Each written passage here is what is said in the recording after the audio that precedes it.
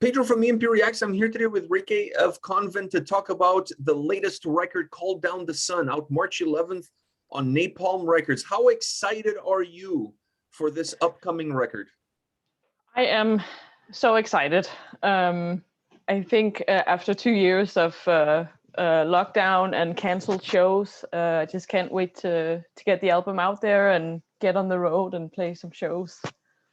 Was it challenging for you guys, considering how successful and impactful Puritan Masochism was? Was it challenging to follow up that on this record?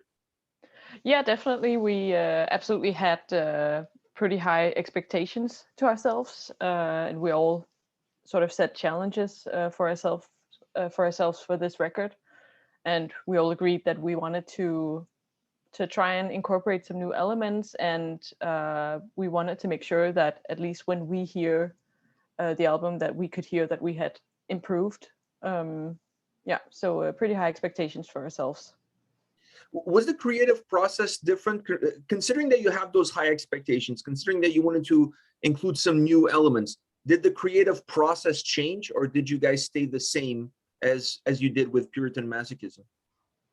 So actually, it was pretty much the same, but I think that individually, I think we dedicated more time to really expand our horizons when it comes to music and vocal styles, and just to get a lot of inspiration for the writing. When you look at these two albums, it's easy to tell the things that they have in common, but perhaps maybe a little bit harder to find the things that are not so common between them. What do you feel sets this album apart above everything else? I think you can definitely hear some new elements. I think this album is a tiny bit more melodic, and we try to incorporate a tiny bit of like black metal elements that were all very inspired by black metal, and we think that it would suit our music very well to incorporate some more of that. So let's get into the nitty-gritty of this album, because now this is where the conversation now is going to start to get good. So the first thing I want to ask you about is the way you guys merge the tracks in terms of creating a sense of complete fluidity from the first all the way to the last song. There's no pauses, there's no breaks. One song ends, the next one pretty much starts exactly what that one finishes. What is the thought process behind creating a record that has this almost sense of being just one really long song with different momentums throughout? That's a good question. I think our producer, Lasse, would be able to answer that better. It's not really anything that I've thought about. But I don't know, sometimes when I listen to a record that has like a long break between each song, I can get a bit bored. You can disconnect. So, yeah, sort of, yeah. So I feel like it makes perfect sense to sort of get on with the new song fairly quickly. I feel like in the context of listening to the album from start to finish, it makes the whole experience a lot more pleasurable. Because it's one continuous experience versus like, one here, one there, one here, one there. So I thought also for the sound that you guys have, it helps it, because the sounds at times could be a little bit, could overburden the listener, because it's very thick. There's a lot there to process. So having the album built this way, in my opinion, it creates a more continuous experience for the listener, a better experience all around.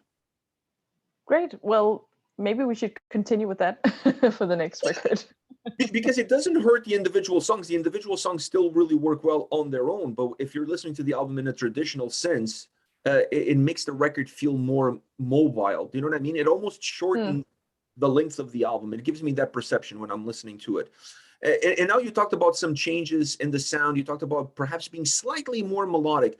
One of the things I noticed is that this record, in my opinion, sounded bigger and thicker than the previous album. It's not just big in sound, but the sound has something in it, which makes it like thick. It has substance. Do you see the record having this sort of experience when it comes to the overall soundscape? I haven't really thought about that, but I can see what you mean. But yeah, I think compared with Puritan Masochism, I mean that's heavy as well.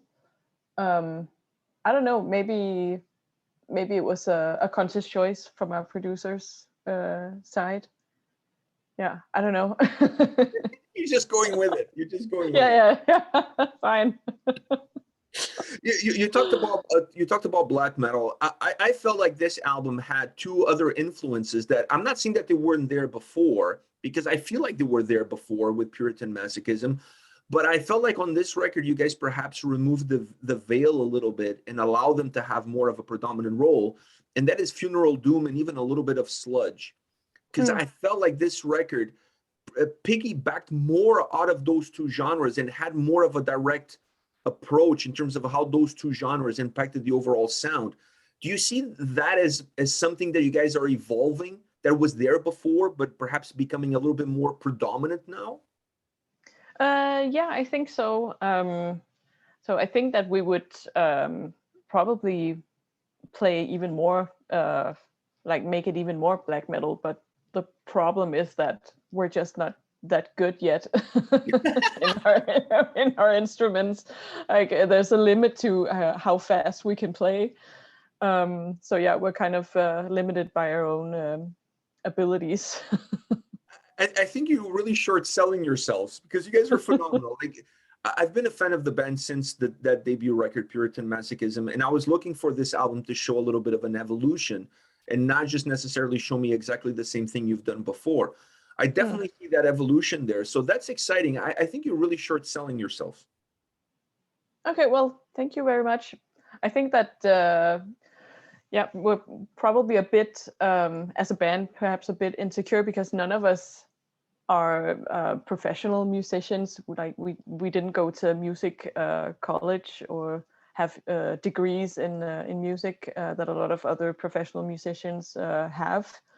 We've sort of just developed as we've worked as a band, and yeah, I think maybe that's yeah, I think that's yeah, I don't know how to finish that sentence. Does that make the sound of the band a little bit more organic, because you're not overthinking all of those technical details that go into it? It's more about what's in your heart. That's what comes out. Yeah, definitely. And I mean, sometimes it can be a bit difficult because Sarah, our guitarist, we usually start out with one of her riffs or one of Heidi's riffs.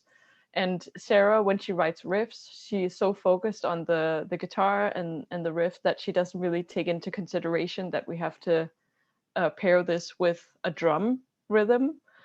So sometimes her riffs are completely off rhythm, and it takes Julie 1,000 years to figure out how on earth to put drums on this riff. But I feel like that's one of the charms about Konvent, is that we are completely unprofessional and we kind of just write what we feel like and what we want, and we don't have these strict like schedules of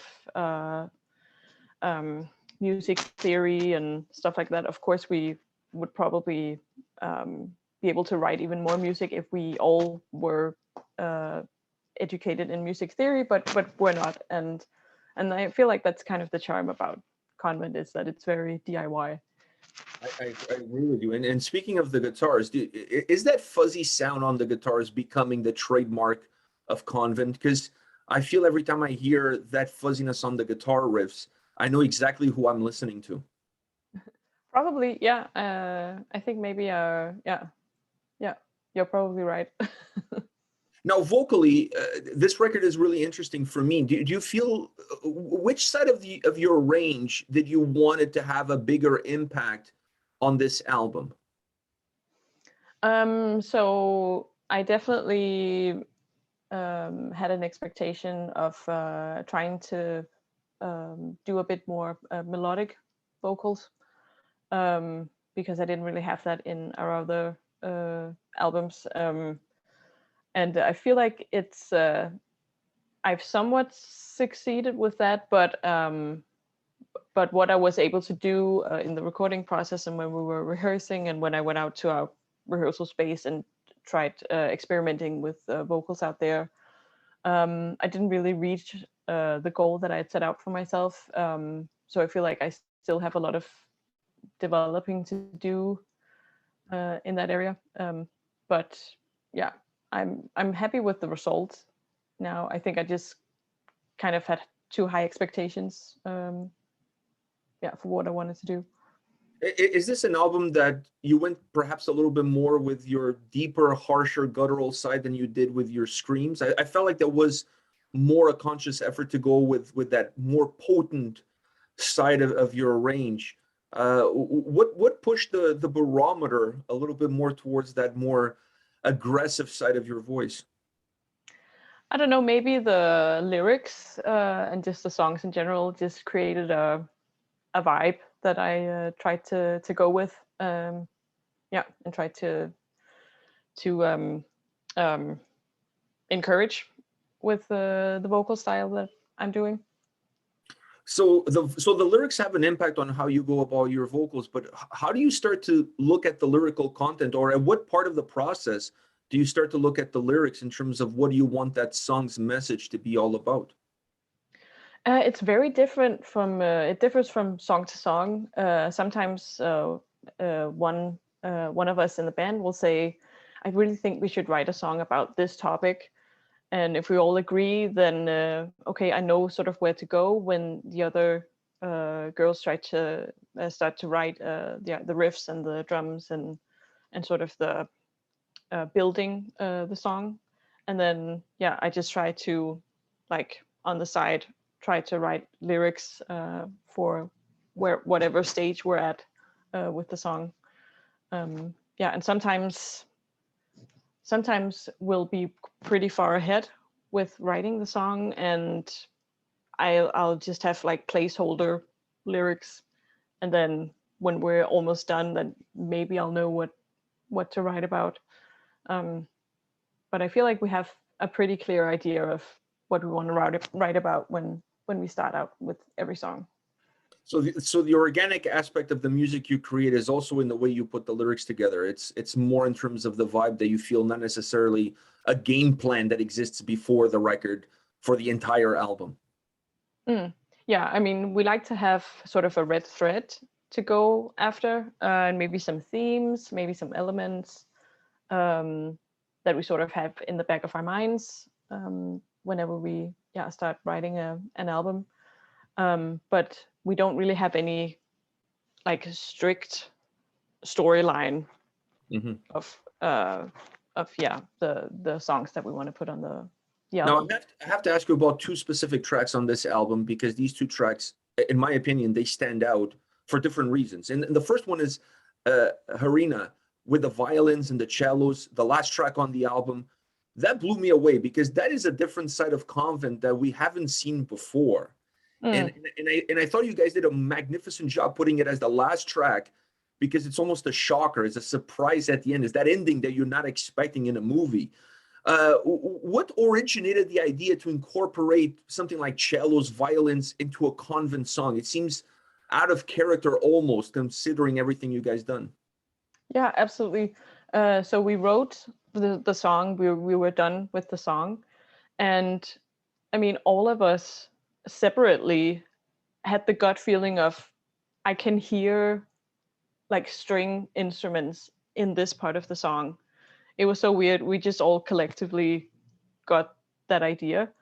And then we talked about it, and I had an idea for where I wanted the string instruments to be. Heidi had another idea of where she wanted them to be. And then we figured out that, okay, maybe it should actually just be throughout the whole song. And yeah, let's, like, the riffs are just, there's so much potential for new melodies in the riffs, and we just said, okay, let's go for it. And we weren't quite sure if we were going to have a violinist or someone who plays the keyboard and could make some melodies on just a keyboard or whatever.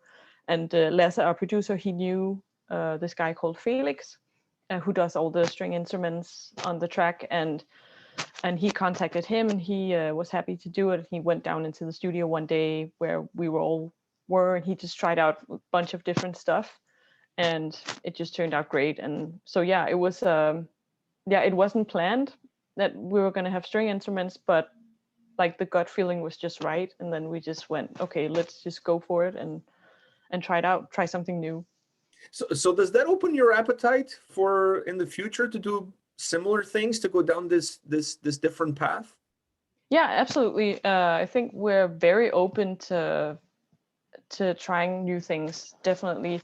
I think our worst nightmare is to become stagnant and just become a repetition of ourselves. And I mean, we had a lot of very positive feedback on Puritan Masochism, and it would be so easy to just say, okay, well then we just have to go in this direction alone because people like that, and then we would just end up creating a copy of that album. We really don't want to do that. And yeah, so we're very open to new elements. Yeah, on I mean, the if next there's albums. one thing the listener will be able to tell the moment you press play is that this is not Puritan Masochism 2.0. This is a different record. It just shows the evolution of the band. I love the fact that you didn't give me the same record. There's still some elements there from the previous album, but this is a different side of Konvent that I really enjoy, and I really enjoy seeing the growth, and then finishing the album with such an incredible melodic, atmospheric song like this is phenomenal. But I also have to ask you about Fata Morgana, because I think that's one of the most melodic songs on the record. And it almost gave me vibes more of just pure melodic death metal or melodic death doom metal, something along those lines. And it also felt a little bit different from what the traditional Konvent sound is. How did that track come together with all of that melody in there? I think maybe that's a question for Sarah and Heidi, because I'm more based on the lyric side. Yeah, I don't know. Because Sarah and Heidi, they're the ones writing the melodies and writing the let me riffs. rephrase the question for you then. Having a song like that with a lot more melody in it, what kind of impact does that do to you in terms of what vocal approach you want to bring into the forefront? I feel like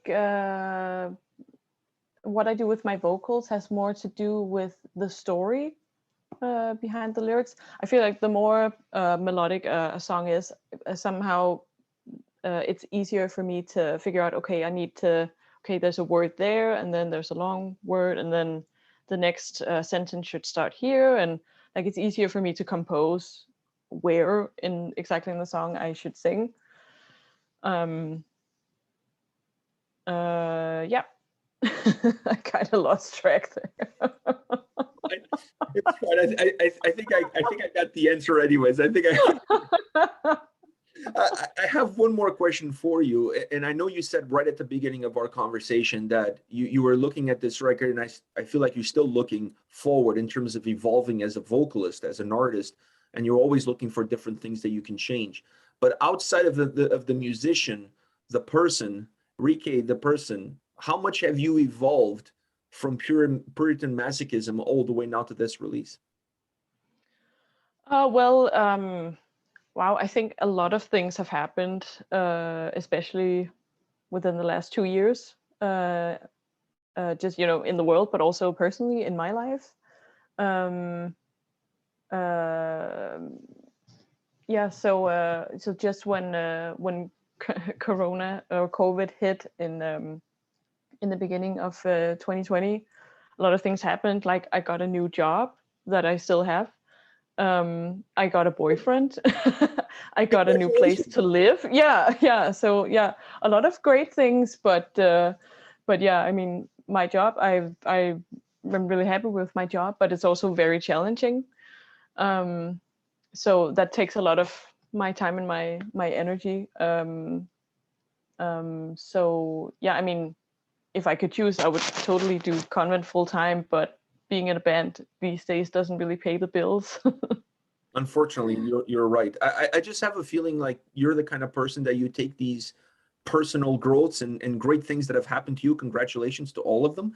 and then you incorporate that into your music, into the musician side of who you are as a person. There's almost like this two sides of one coin when it comes to you. So I really feel like they're separated, but at the same time, one impacts the other, and we see that in the band. Yeah, definitely. And even though you can have all these things in your life that are going great, you know, there are still the bad sides. I mean, they will never quite go away, and yeah, I feel like yeah, it hasn't been, you know, all fun and games for the past 2 years because the whole world has been like shut down, and yeah, there's been a lot of like fear and uncertainty, and I feel like that's probably impacted me as a person, and I don't know, maybe the songwriting as well. Yeah, which to be honest with you, that adds a lot of inspiration to the sound of Konvent and the lyrics that you guys can put together. I always feel like there's a little bit of darkness surrounding the band, the music, the lyrics, and the way you guys approach it. So maybe a little bit of darkness in the world helps create a little bit more darkness within the music. Yeah, absolutely. Yeah, it's a great what's it called, catalyst for creativity. Definitely. Creativity. Perfect. Perfectly said. On that note, we're going to end right there. Thank you very much for taking the time today. It's always a pleasure to talk to you about the band, about the music. All the best with the release, and stay safe and stay healthy out there. Great. Thank you so much. You too. Take care. Bye. You too.